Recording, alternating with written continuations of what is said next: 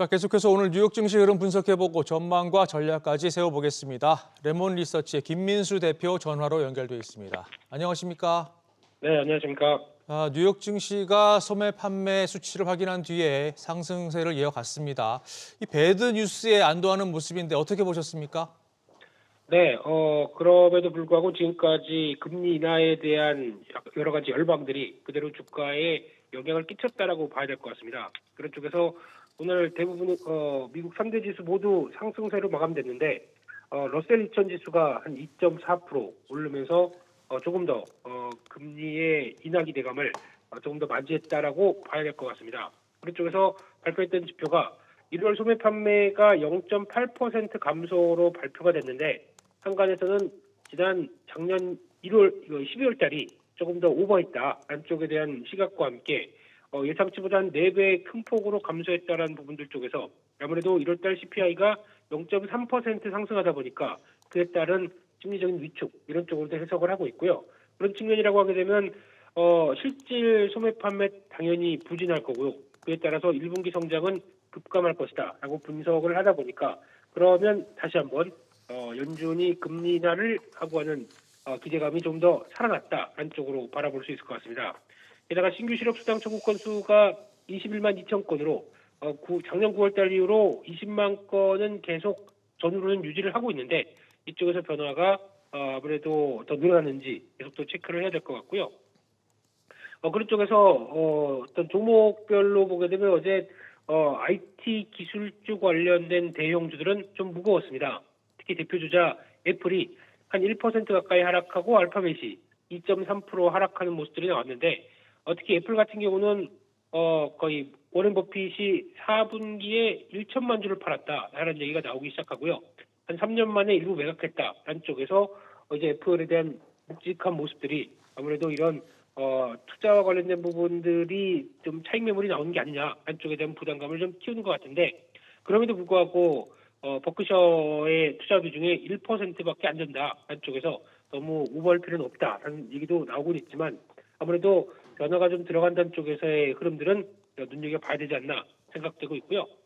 그밖에 특히 어제 매크로 지표 쪽에서 눈에 띄는 거는 유가였습니다. 유가가 2% 가까이 상승해서 78달러대를 또 넘어가는 모습들인데 여전히 중동의 지정학적 리스크는 반영이 되고 있는 차원들 쪽에서 어떤 80달러대가 더 넘어갔는지 체크를 해야 될 것 같습니다. 네. 자, 주요국 증시들이 계속해서 사상 최고치 행진을 이어가고 있는데 어제 일본과 대만 증시도 최고점을 썼습니다. 근데 코스피 지수는 지금 부진한 모습이거든요. 이거 언제쯤 랠리에 동참할 수 있을까요? 어떻게 보십니까? 그냥 부럽습니다. 네, 특히 대만 같은 경우가 물론 이제 어제 강하게 움직여서 TSMC가 거의 10% 가까이 상승하면서 움직였던 부분들은 그 사이에 지금 설 연휴가 춘제 연휴가 끝나고 바로 개장했기 때문에 한꺼번에 반영하느라고 그렇다고 하더라도 그렇게 강한 흐름들이 나온다는 거는 상당히 좀 시장에서 억눌렸던 변화가 좀 컸다고 봐야 될 것 같고요.